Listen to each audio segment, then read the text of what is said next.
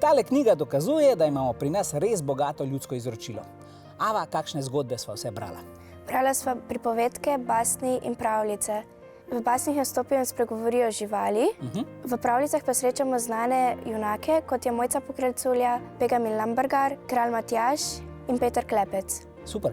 Te pravljice ponavadi so nekako deljene na tiste čudežne pa realistične. V čudežnih ponavadi nastopajo kakšni čarobni pripomočki pa nenavadne moči, pri realističnih pa ponavadi pride v ospredje iznajdljivost. V katerih pravljicah so se junaki nekako znašli s kakšno zvijačo? Te so bile meni osebno ljubše. Primer takih pravljic je Vrag v kozarcu, Mlinar in kuhar bez vsake skrbi in Beneška kraljica Vida. Te so bile res zabavne, a ne? Ja. No, izbor tehle pravljic je sicer pripravila Dušica Kunaver, sodelovalo pa je tudi 25 vrhunskih ilustratorjev. Dušica, lepo pozdravljeni. Povejte mi, kako lahko ilustracije pravzaprav prenašajo to ljudsko izročilo mladim bralcem? Vrednota knjige je predvsem v tem, da je 25 umetnikov zbranih v eni knjigi, da dajejo s tem široko paleto lepote in žlahtnosti. Hvala lepa. Ava, tebi so bile ilustracije všeč?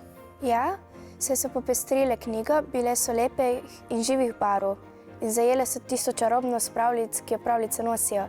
Vse ilustracije so mi bile všeč, najlepše pa so mi bile od ilustratorja gospoda Marjana Mančka. On je pa res odličen, a ne? No, tale knjiga je zelo poučna, ima cel kup naukov, je pa tudi zelo zabavna, a ne? Ja, meni najbolj smešna mi je bila zgodba Vrag v kozarcu, saj se je vrag bal čevljarjeve žene, ki ga je zaprla v kozarec. Odlično, ta je bila tudi meni hecna. Ava, hvala lepa. Rok, ti pa tudi spusti vraga iz kozarca in ko rečem vraga, mislim vprašanje za tekmovalce.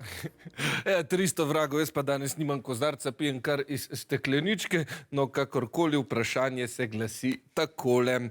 Pravljice razdelimo na magične in realistične. Kateri izmed odgovorov bi lahko bil del realistične pravljice?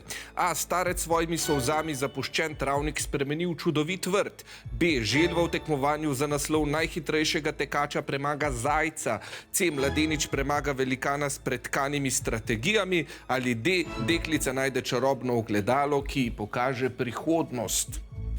Velikan s pretkanimi. C. Tole je bilo ekstremno hitro, ekipi pravita C.